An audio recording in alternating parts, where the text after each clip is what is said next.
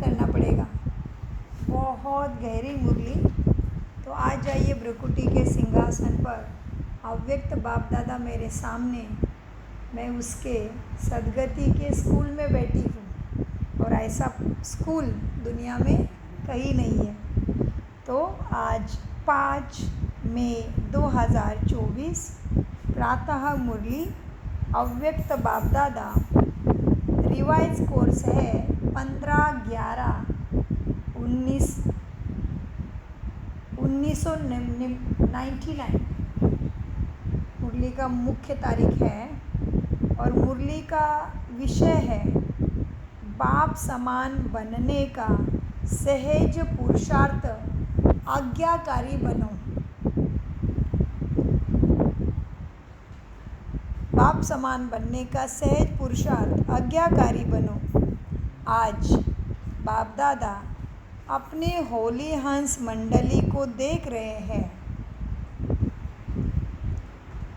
हर एक बच्चा होली हंस है। बाबा किसको देख रहे? होली हंसों को। हर एक बाबा का बच्चा होली हंस है, बगुला नहीं है, होली हंस। सदा मन में ज्ञान रत्नों का मनन करते रहते हैं। होली हंस का काम ही है व्यर्थ के कंकड़ छोड़ना और ज्ञान रत्नों का मनन करना। एक एक रत्न कितना अमूल्य है। हर एक बच्चा ज्ञान रत्नों की खान बन गए हैं। ज्ञान रत्नों के खान से सदा भरपूर रहते हैं, वो है होली हंस। आज बाप दादा बच्चों में एक विशेष बात को चेक कर रहे थे। वह क्या थी? ज्ञान व योग की सहज धारणा, और धारणा का सहज साधन है बाप और दादा के आज्ञाकारी बनकर चलना। बाप के रूप में भी आज्ञाकारी, शिक्षक के रूप में भी आज्ञाकारी और सद्गुरु के रूप में भी आज्ञाकारी बनकर चलना। तीनों ही रूप में आज्ञाकारी बनना अर्थात सहज पुरुषार्थी बनना, क्योंकि तीनों ही रूपों से बच्चों को आज्ञा मिली है। क्या आज्ञा मिली है? देखिए, अमृत वेले से लेकर रात तक हर समय हर कर्तव्य की आज्ञा मिली है। आज्ञा के प्रमाण चलते रहे तो किसी भी प्रकार की मेहनत व मुश्किल अनुभव नहीं होगी। हर समय के मनसा सेवा, हर समय के मनसा के संकल्प, वाणी और कर्म, तीनों ही प्रकार की आज्ञा बच्चों को स्पष्ट मिली हुई है। सोचने की भी आवश्यकता नहीं कि यह करे या ना करे। सब कुछ बाबा मुरली में सिखाते हैं। यह राइट है या रॉन्ग है, सोचने की भी मेहनत नहीं है। परमात्मा आज्ञा ही है सदा श्रेष्ठ मिली हुई। तो सभी कुमार, आज बाबा विशेष कुमारों के लिए कहते हैं, लेकिन मुरली सबके लिए है। लेकिन आज बाबा का ध्यान है कुमारों के ऊपर। सो बाबा कहते तो सभी कुमार जो भी आए हैं, बहुत अच्छा संगठन है। तो हर एक ने बाप का बनते ही बाप से वायदा किया है। क्या वायदा किया है? जब बाप के बने ही हैं तो सबसे पहले कौन सा वायदा किया? याद है? बाबा तन मन धन जो भी है तेरा। बाबा तन मन धन जो भी है, कुमारों के पास जो भी धन है, सब आपका। यह वायदा किया है ना, तन भी मन भी और धन भी और संबंध भी सब आपके साथ, यह भी वायदा पक्का है ना।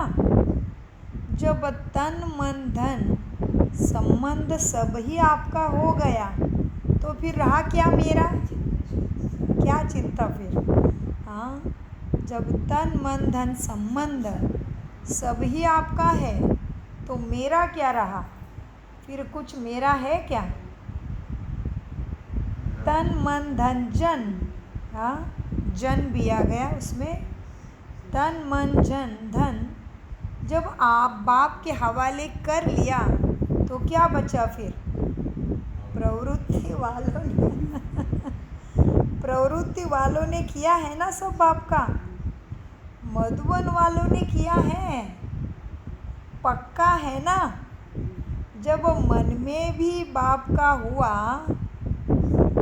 मेरा मन भी तो नहीं रहा ना, मन भी बाप को दे दिया, तन भी दे दिया, धन भी दे दिया, फिर ये मेरापन कैसा, फिर है कुछ मेरा, मेरा समझकर यूज़ करना है क्या फिर। जब मन बाप को दे दिया तो यह भी आपके पास बाप की अमानत है अभी, फिर ये मन को कैसे चलाना पड़े, श्रीमत प्रमाण। फिर युद्ध किस में रहता है, फिर युद्ध में क्यों रहते हो। जब मन भी बाप को दे दिया तो ये मन क्या हो गया, बाप की अमानत है आपके पास।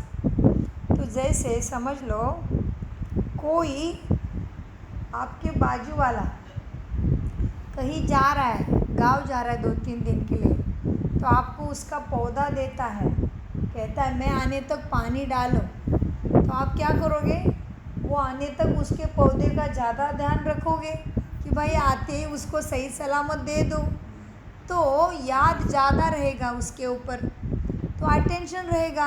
हाँ, फिर आने के बाद सही सलामत देने की इच्छा भी है। तो इस तरह से बाबा फिर क्या करोगे, वो जब देते हो वापस तभी आपका कुछ अटैचमेंट रहेगा क्या उसके साथ, कोई मेरापन रहेगा दूसरे के पौधे के साथ, नहीं ना। तो बाबा भी वही कहते हैं कि बच्चे मन भी जब मुझे दे दिया तो वो भगवान की अमानत हो गया मन, तो फिर क्या, फिर किस में चल रहा है अभी, कन्फ्यूजन क्या रहा, फिर युद्ध क्यों फिर मन में। मेरा मन परेशान है, मेरे मन में व्यर्थ संकल्प आते हैं, मेरा मन विचलित होता है, जब मेरा है ही नहीं तो ये बातें आई कहाँ से। मन बाप को दे दिया तो बाप की अमानत आपके पास है ना, अमानत है, फिर अमानत में मेरा समझकर यूज करना, यह क्या हुआ, ये अमानत में खयानत हुई ना। तो ऐसे क्या हुआ, माया के दरवाजे हैं, मैं और मेरा, ये माया के दरवाजे, तो तन भी आपका नहीं, तो देह अभिमान, देह अभिमान का मैं कहाँ से आया, क्योंकि तन बाप को दे दिया, मन दे दिया, तो तन भी आपका नहीं, पर देह अभिमान का मैं कहाँ से आया, मन भी आपका नहीं, तो मेरा मेरा कहाँ से आया, तेरा है या मेरा है, बाप का है ना। सिर पर कहने के लिए नहीं, करना भी है, प्रैक्टिकल में ऐसे लाना है स्वभाव संस्कारों में कि तन मन धन सब तेरा, सिर पर कहना नहीं, कहना और मानना भी है मेरा। सिर पर पहला वायदा याद करो, न बॉडी कॉन्शियस का मैं रहे ना मेरा रहे। तो जो बाप की आज्ञा है, तन को भी अमानत समझो बाप की, तन भी क्या है, बाप की अमानत है, मन भी बाप की अमानत समझो। फिर मेहनत की ज़रूरत है क्या, कोई भी कमज़ोरी आती है तो इन 2 शब्दों से आती है। क्या 2 शब्द है, मैं और मेरा। तो ना आपका तन है ना बॉडी कॉन्शियस का मैं है, मन में जो भी संकल्प चलते हैं अगर आज्ञाकारी हो तो बाप की आज्ञा क्या है बताओ, मन के लिए सदा पॉजिटिव सोचो, शुभ सोचो, शुभ भावना के संकल्प करो। फालतू संकल्प करो, ये बाप ने आज्ञा किया है क्या? नहीं ना। तो जब आपका मन ही नहीं है फिर भी व्यर्थ संकल्प क्यों करते हो? और मन आपका नहीं फिर भी मन में व्यर्थ चला तो क्या हुआ? बाप की आज्ञा को माना तो ना आपका तन है ना मन है, तो मन बाप का हो गया तो फिर उसमें पॉजिटिव सोचो, शुभ भावना के संकल्प करो। फालतू संकल्प करो ये बाप की आज्ञा नहीं है। तो जब आपका मन ही नहीं फिर भी व्यर्थ संकल्प करते हो तो क्या हुआ? बाप की अवज्ञा हुई ना। बाप की आज्ञा को प्रैक्टिकल में नहीं लाया। सिर्फ एक शब्द सदा याद करो। क्या शब्द याद करना है? मैं परमात्मा का आज्ञाकारी बच्चा हूँ। बोलो, 7 बार बोलेंगे। मैं परमात्मा का आज्ञाकारी बच्चा हूँ। मैं परमात्मा का आज्ञाकारी बच्चा हूँ। मैं परमात्मा का आज्ञाकारी बच्चा हूँ। मैं परमात्मा का आज्ञाकारी बच्चा हूँ। तो जो संकल्प करेंगे वैसे बन जाएंगे, है ना? तो बाबा क्या कहते हैं? तो या एक ही शब्द याद करो तो मन व्यर्थ में नहीं जाएगा, देहाभिमान भी नहीं आएगा और बाप की अवज्ञा भी नहीं होगी। तो याद करो कि मैं परमात्मा का आज्ञाकारी बच्चा हूँ। बाप की यह आज्ञा है ना? है ना? सोचो, जो आज्ञाकारी बच्चा होता है वह सदा बाप को स्वतः ही याद होता है। जो आज्ञाकारी बच्चा है वो बाप को याद आएगा, भगवान उसको याद करेगा क्योंकि आज्ञाकारी है। स्वतः ही बाप को प्यार भी होता है ऐसे बच्चों से। स्वतः ही बाप के समीप होता है आज्ञाकारी बच्चा। तो अभी चेक करो, मैं बाप के समीप बाप का आज्ञाकारी बच्चा हूँ। एक शब्द तो अमृत वेले याद कर सकते हो ना? क्या कहते बाबा? अमृत वेले एक शब्द याद कर सकते हो ना? मैं कौन? मैं आज्ञाकारी हूँ, बाप के समीप हूँ, बाप मुझे याद कर रहा होगा। ये सारी बातें माना। अमृत वेले बाबा कहते एक शब्द याद करो, मैं कौन और मेरा कौन। तो मैं बाप का आज्ञाकारी लाडला बच्चा और मेरा बाबा हो गया। इसके आगे कुछ मालूम ही नहीं आगे। हाँ, तो एक शब्द तो अमृत वेले याद कर सकते हो, मैं कौन? आज्ञाकारी हूँ या कभी आज्ञाकारी और कभी आज्ञा से किनारा करने वाला हूँ।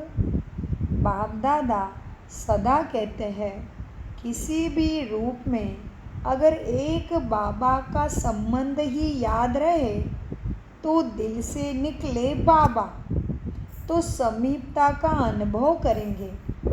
हाँ, मंत्र मुआफिक नहीं बोलो, बाबा बाबा बाबा नहीं, दिल से बोलो, दिल से मानो।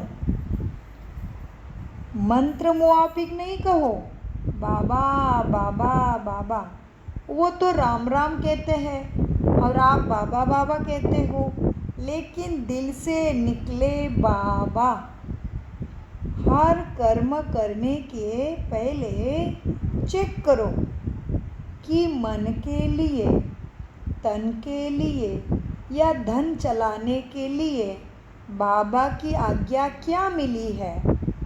इस तरह से अगर बाबा को यूज़ करते हो तो ये हुआ दिल से बाबा कहना, मानना और उस पर चलना और भाग्य की प्राप्ति करना।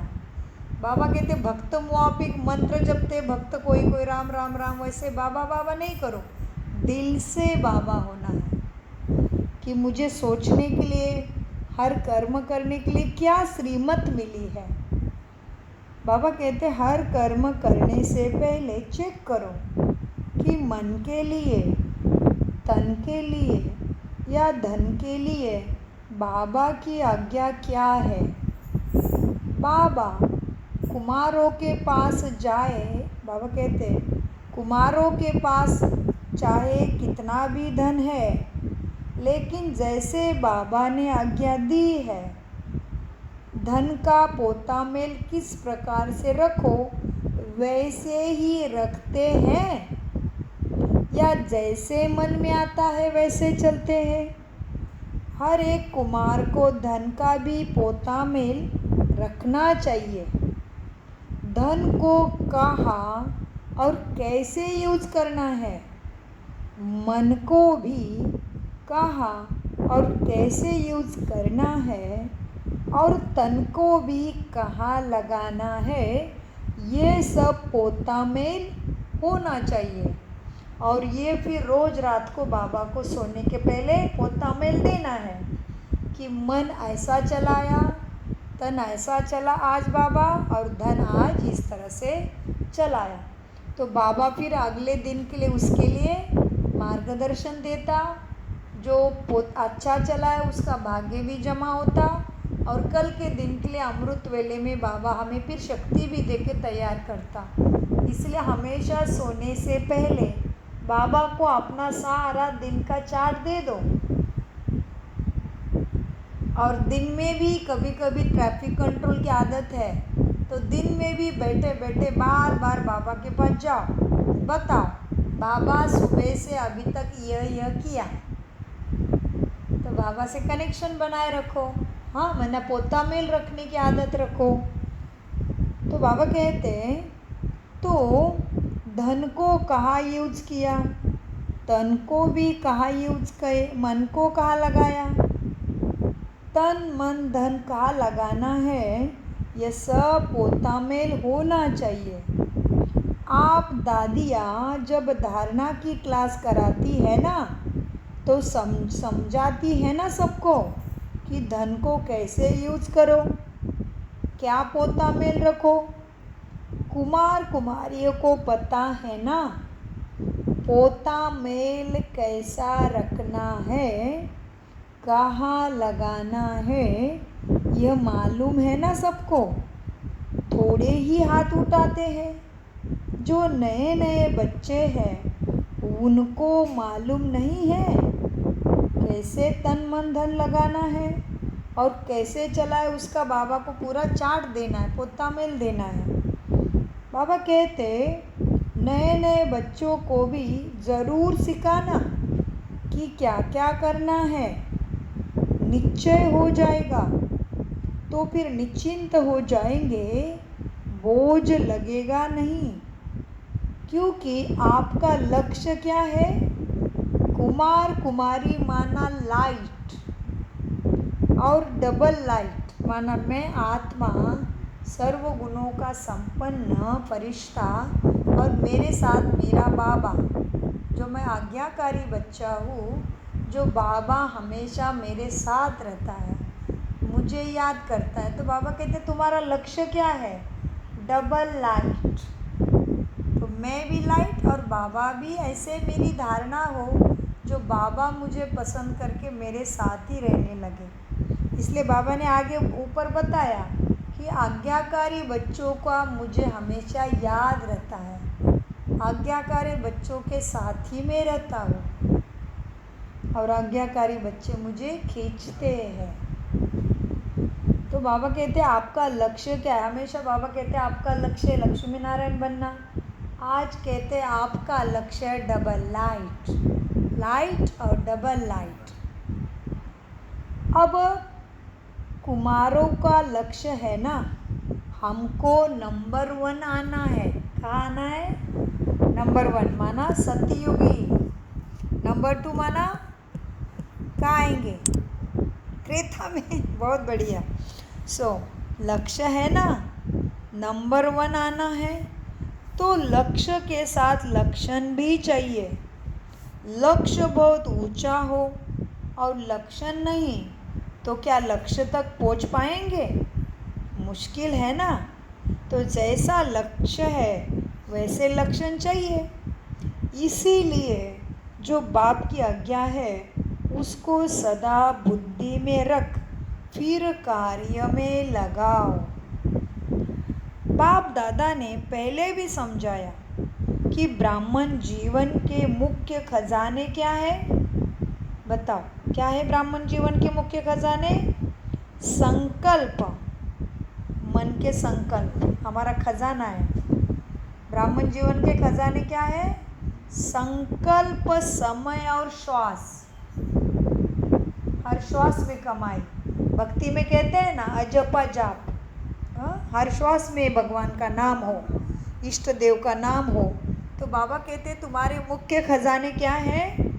संकल्प, समय और श्वास।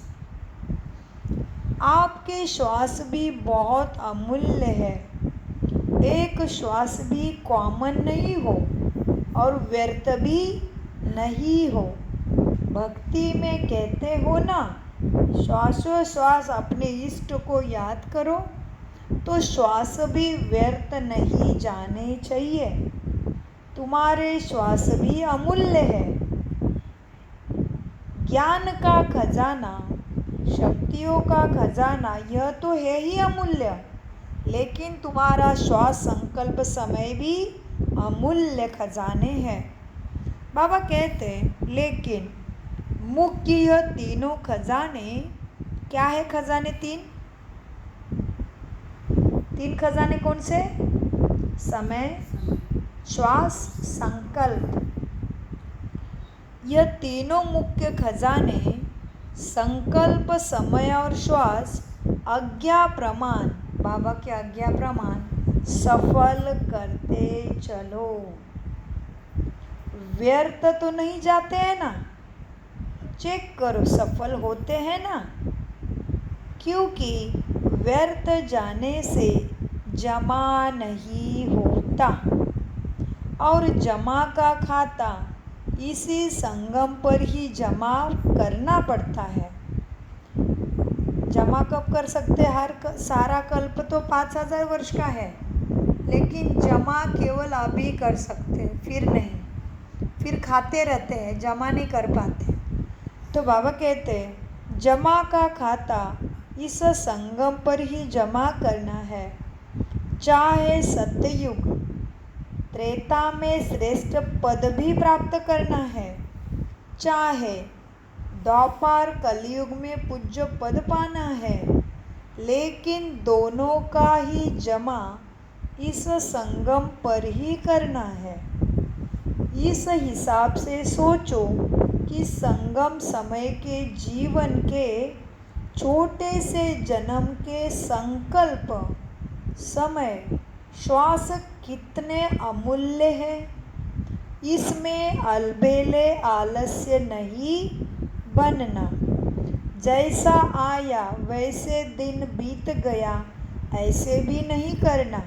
श्रीमत प्रमाण दिन बिताना। दिन बीता नहीं, लेकिन एक दिन में बहुत बहुत गवा दिया। जब भी कोई फालतू संकल्प, फालतू समय जाता है तो ऐसे नहीं समझो चलो 5 मिनट ही गया, नहीं, वो भी बहुत समय गवाया जैसा है। तो वो 5 मिनट को भी बचाओ, तो समय आने पर श्वास, समय, संकल्प तुम्हारे मददगार बनेंगे। तो उसको व्यर्थ नहीं गवाना है। समय अनुसार देखो प्रकृति अपने कार्य में कितने तीव्र करती है कार्य। कुछ ना कुछ खेल प्रकृति दिखाती रहती है। प्रकृति कहाँ ना कहाँ खेल दिखाती रहती है, लेकिन तुम बच्चे, प्रकृतिपति ब्राह्मण बच्चों का खेल एक ही है। क्या खेल करना है अभी? उड़ती कला का खेल। चलने का भी टाइम बीत गया। अभी उड़ती कला रहनी चाहिए। मन बुद्धि के पंखों द्वारा बाबा की याद। चलने का भी टाइम नहीं, उड़ती कला का टाइम है। तो प्रकृति तो खेल दिखाती, लेकिन ब्राह्मण अपने उड़ती कला का खेल दिखा रहे हो। कई बच्चों ने बाप दादा को उड़ीसा के समुद्री तूफान का बात बताया। यह हुआ, यह हुआ। प्रकृति का खेल देख लिया, लेकिन बाप दादा पूछते हैं कि आप लोगों ने सिर्फ प्रकृति का खेल देखा और अपनी उड़ती कला के खेल में बिजी रहे, या सिर्फ समाचार सुना? समाचार सुनने में इंटरेस्ट रहता है, उतना ही इंटरेस्ट अपनी उड़ती कला की बाजी में रहने का रहा। कई बच्चे गुप्त योगी भी है। ऐसे गुप्त योगी बच्चों को बाप दादा मदद भी बहुत करते हैं। माना कहीं पे कुछ हो गया, एक्सीडेंट हो गया, बाढ़ आ गई, भूकंप हो गया, हवा ने भंवर लाया, तो जैसे ही तुम बच्चों को पता चल जाता है, तुम अपने योग में बैठो, उनको शांति का और शक्ति का दान देते चलो, क्योंकि वैसी परिस्थिति हमारे ऊपर आएगी तो हम क्या करेंगे सोचो। इसलिए बाबा कहते केवल समाचार सुन के नहीं बैठो। जब मनुष्य के ऊपर परिस्थिति आती है तभी उसको दूसरी मदद तो चाहिए, लेकिन मुख्य मदद उसको चाहिए शक्ति और शांति की।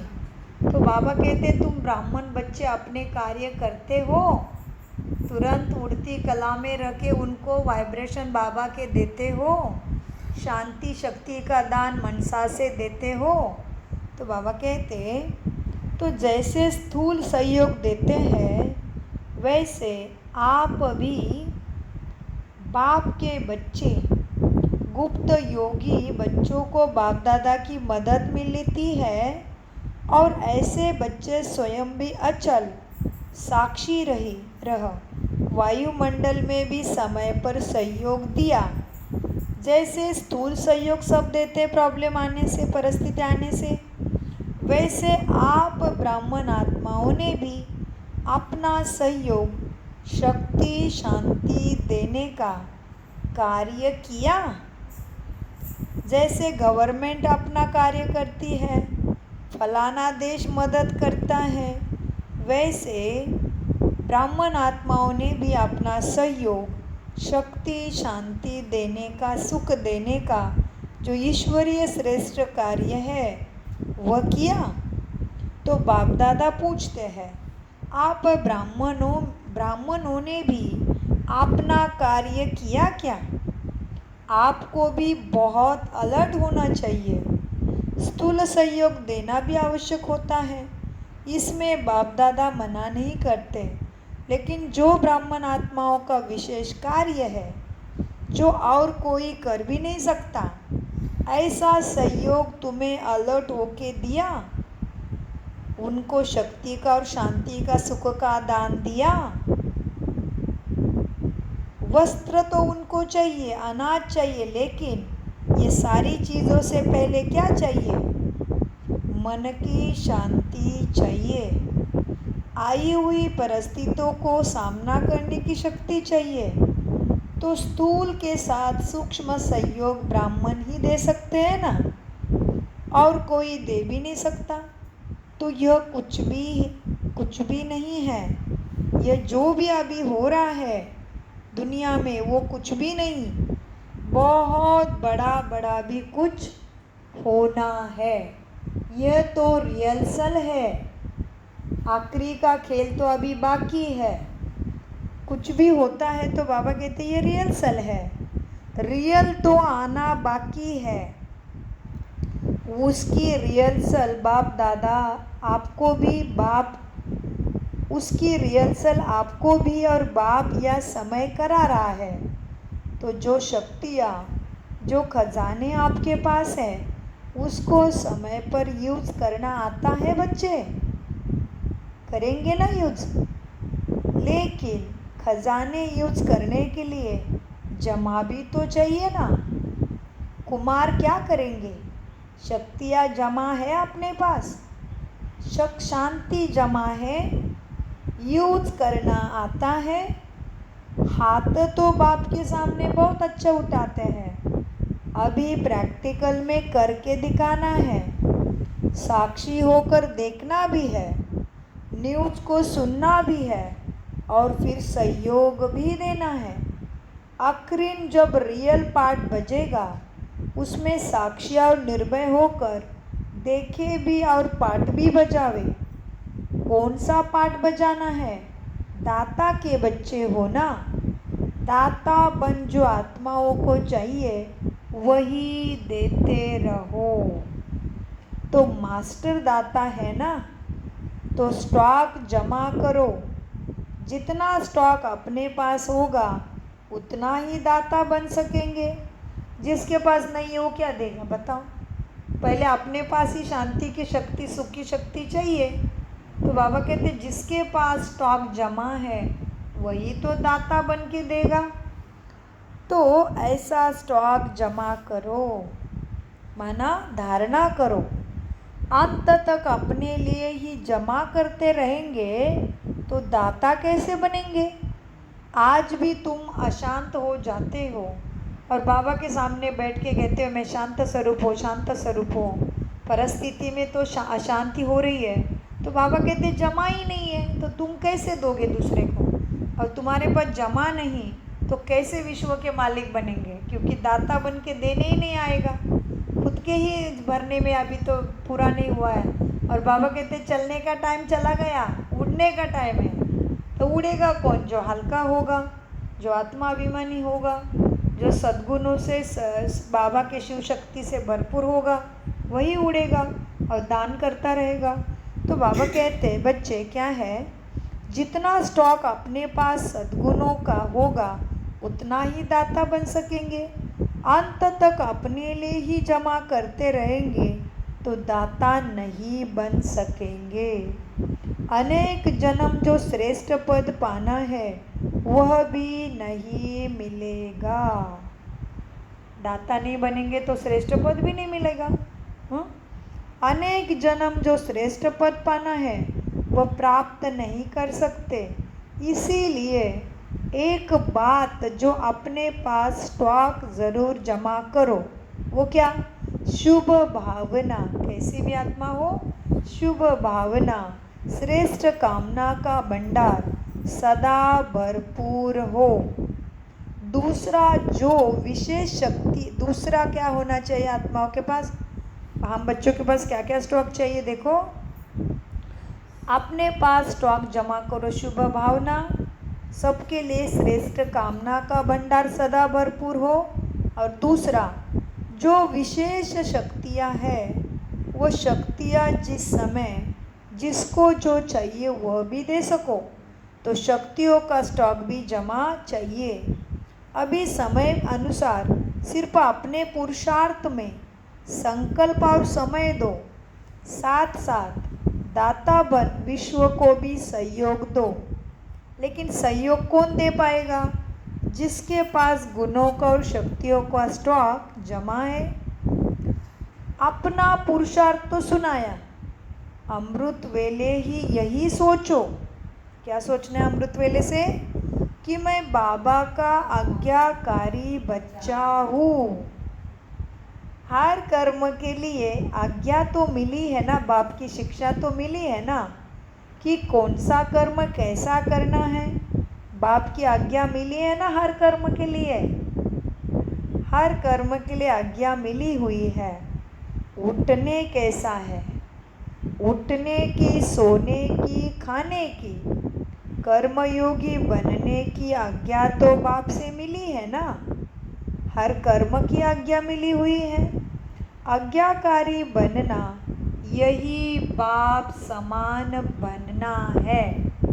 सभी बच्चों का लक्ष्य है बाप समान बनना। तो बाबा कहते हैं आज्ञाकारी बनना, कैसा उठना है, कैसा बैठना है, कैसा खाना है, कैसा कर्म करना है, हर कर्म की आज्ञा प्रमाण चलना, माना बाप समान बन जाना। बस श्रीमत पर चलना, मन मत पर नहीं, पर मत पर नहीं। इसने ऐसे बताया इसलिए ऐसे कर रहे, उसने ऐसे किया इसलिए वैसे कर रहे हो, नहीं। उसने क्या बताया वही करना है। बस श्रीमत पर चलना, न मन मत न पर मत। एडिशन नहीं हो, केवल मन मत श्रीमत पे कुछ भी मिलाना नहीं है। कभी मन मत पर चले, कभी श्रीमत, कभी परमत पर चलेंगे तो बहुत मेहनत करनी पड़ेगी। सुख की प्राप्ति श्रीमत से होगी, मनमत से परमत से नहीं। तो कभी मनमत पर कभी परमत पर चलेंगे तो मेहनत करनी पड़ेगी, सहज नहीं होगा, क्योंकि मनमत परमत उड़ने नहीं देगी। मनमत परमत बोझ वाली है, और बोझ कभी उड़ा दे सकता है क्या? श्रीमत डबल लाइट बनाती है। श्रीमत पर चलना अर्थात सहज बाप समान बन श्रेष्ठ भाग्य की प्राप्ति सदा करना। श्रीमत पर चलने वालों को कोई भी परिस्थिति नीचे ले नहीं आ सकती। तो श्रीमत पर चलना आता है ना? आता है? बोलो हाँ जी बाबा। श्रीमत प्रमाण चलना आता है ना? हाँ जी बाबा। अच्छा, तो कुमार अभी क्या करेंगे? निमंत्रण मिला, स्पेशल खातरी हुई, देखो कितने बाप के लाडले हो, तो अभी क्या करेंगे? बाप को रिस्पॉन्ड देंगे ना? क्या यहाँ आ गए खुश हो गए, हाँ जी किया, वहाँ गए रिस्पॉन्ड भी करना बंद, ऐसे तो नहीं करोगे ना? यहाँ आ गए तो हाँ जी, वहाँ गए तो वहाँ के ही हो गए, ऐसे नहीं करोगे ना? यहाँ तो मज़े में है, माया की वार से बचे हुए हैं। ऐसा कोई है जिसको मधुबन में भी माया आती है? ऐसा कोई है जिसको मधुबन में मेहनत करनी पड़ती हो? सब सेफ हो ना? अच्छा, बाप दादा भी बच्चों को देख के खुश होते हैं। समय आएगा जब यूथ ग्रुप पर गवर्नमेंट का भी अटेंशन जाएगा, लेकिन तब जाएगा, कब जाएगा? तब जाएगा जब आप खुद विघ्न विनाशक बन जाओ। विघ्न विनाशक नाम किसका है? आप लोगों का ही है ना? विघ्न की हिम्मत ही नहीं जो कोई तुम्हारा सामना करे, तब कहेंगे विघ्न विनाशक। विघ्न तुम्हें नहीं गिराए, विघ्न ही भले हार जाए, लेकिन तुम्हारे ऊपर वार नहीं कर सके, ऐसे विघ्न विनाशक बनना है। विघ्न विनाशक बनने की हिम्मत है ना? या वहाँ जाकर पत्र लिखेंगे बाबा को कि वहाँ तो बहुत अच्छा था, लेकिन पता नहीं क्या हो गया, घर गया तो? ऐसे तो नहीं लिखेंगे ना। विघ्न विनाशक बन के जीत जाओगे ना। यही खुशखबरी बाप को लिखो, बाबा एवरीथिंग इज ओके। बाबा क्या कहते हैं? क्या पत्र लिखना है बाबा को? बाबा सब कुछ ओके, वेरी गुड, विघ्न मुझे गिराते नहीं है, ओके वेरी गुड, विघ्न विनाशक हूँ, यही बाबा को लिखना। बस एक अक्षर लिखो, ज़्यादा लंबा पत्र भी नहीं लिखो। ओके वेरी गुड, विघ्न विनाशक हूँ, बस इतना ही लिखो। अच्छा, मधुबन की भी विशेषता बाप दादा के पास पहुंच गई। मधुबन वाले को अपना मधुबन वालों ने बाप को अपना चार्ट भेजा है। बाप दादा के पास पहुंच गया। बाप दादा सभी बच्चों को आज्ञा मानने वाले आज्ञाकारी बच्चों की नज़र से देखते हैं। सभी बच्चों को बाबा तो प्यार से ही देखते हैं। विशेष कार्य मिला और एवर रेडी बन गया। एवर रेडी बन के किया। इसकी विशेष मुबारक बाबा दे रहे हैं। अच्छा, हर एक ने अपना स्पष्ट लिखा है। दादी से आप भी रिजल्ट देखकर क्लास कराना। अपनी अवस्था का चार्ट अच्छा लिखा है बच्चों ने। बाप दादा तो मुबारक दे रहे हैं। सच्चे दिल पर सच्चा साहेब राजी होता है ना। सच्चे दिल पर साहेब राजी।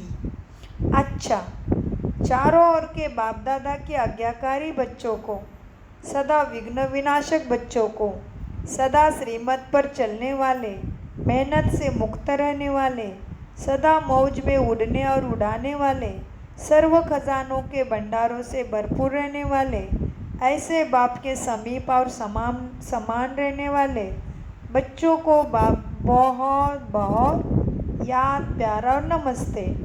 कुमारों को भी विशेष अथक और एवर रेडी सदा उड़ती कला में उड़ने वालों को बाप दादा का विशेष याद, प्यार। और हम आज्ञाकारी बच्चों का सदा विघ्न विनाशक, श्रीमत पर चलने वाले, मेहनत से मुक्त रहने वाले, सदा मौज में उड़ने और उड़ाने वाले, सर्व खजाने के भरपूर बच्चों, सर्व खजानों के भंडारे भरपूर, बाप के समीप रहने वाले, समान बनने वाले बच्चों का बाप दादा को याद, प्यार, गुड मॉर्निंग, नमस्ते प्यारे बाबा, नमस्ते। जी, हमें सद्बुद्धि से सब कुछ समझते, धारण करते और कराते। बाप दादा ने डायमंड हॉल में बैठे हुए सभी भाई बहनों को दृष्टि देने के लिए हॉल का चक्कर लगाया। बाप दादा हर एक बच्चों से बहुत बहुत बहुत प्यार करता है। क्या बोला बाबा ने? बहुत प्यार करता है। बाप दादा हर एक बच्चों से बहुत बहुत प्यार करता है। ऐसे नहीं समझो कि हमारे से बाप दादा प्यार कम करते हैं और दादियों से ज़्यादा करते, ऐसे नहीं समझो। आप चाहे भूल भी जाते हो बाप को, लेकिन बाप निरंतर हर बच्चे की माला जपते रहते हैं, क्योंकि बाप दादा को हर एक बच्चे की विशेषता सदा सामने रहती है। कोई भी बच्चा विशेष ना भी हो, कोई बाप का बच्चा विशेष ना हो, ये हो ही नहीं सकता। हर बच्चा बाबा का विशेष बच्चा है। बाप कभी एक बच्चों को भी नहीं भूलते हैं, तो सभी अपने को विशेष आत्मा और विशेष कार्य के लिए निमित्त मानते हो ना। बाबा का हर एक बच्चा विशेष है, विशेष आत्मा है और विशेष कार्य के लिए निमित्त है। ऐसे ही समझकर आगे बढ़ते चलो। अच्छा, वरदान। सदा रूहानी स्थिति में स्थित रह, दूसरे को भी रूह। बाबा क्या कहते, ध्यान से सुनो, गहरा है माँ, वरदान गहरा है। सदा रूहानी स्थिति में रह, दूसरे की भी रूह को देखने वाले रूहानी रूहे गुलाब भव। अभी हम वरदान देते खुद को। आज सेंटर में हाथ रखो सिर पे, बोलो सभी, सदा रूहानी स्थिति में रह, दूसरे को भी रूह देखने वाले रूहानी रूहे गुलाब भव। वरदान का विस्तार है। रूहे गुलाब अर्थात जिसमें सदा आत्मिक गुणों की माना रूहानी खुशबू हो। रूहानी खुशबू वाले जहाँ भी देखेंगे, जिसको भी देखेंगे तो रूह को ही देखेंगे, शरीर को नहीं देखेंगे। तो सदा, तो स्वयं भी सदा रूहानी स्थिति में रहो और दूसरे की भी रूह को ही देखो। जैसे बाप ऊंचा से ऊंचा है, ऐसा उसका बगीचा। तुम बच्चे भी ऊंचे से ऊंचे बच्चे हो। जिस बगीचा का विशेष श्रृंगार रूहे गुलाब, आप बच्चे ही हो। आपकी रूहानी खुशबू अनेक आत्माओं का कल्याण करने वाली है। स्लोगन, मर्यादा तोड़कर, किसकी? श्रीमत की। बाबा की आज्ञा की मर्यादा। मर्यादा तोड़कर किसी को भी सुख दिया तो वह भी तुम्हारे दुख के खाते में जमा हो जाएगा। ओम शांति, ओम शांति, ओम शांति।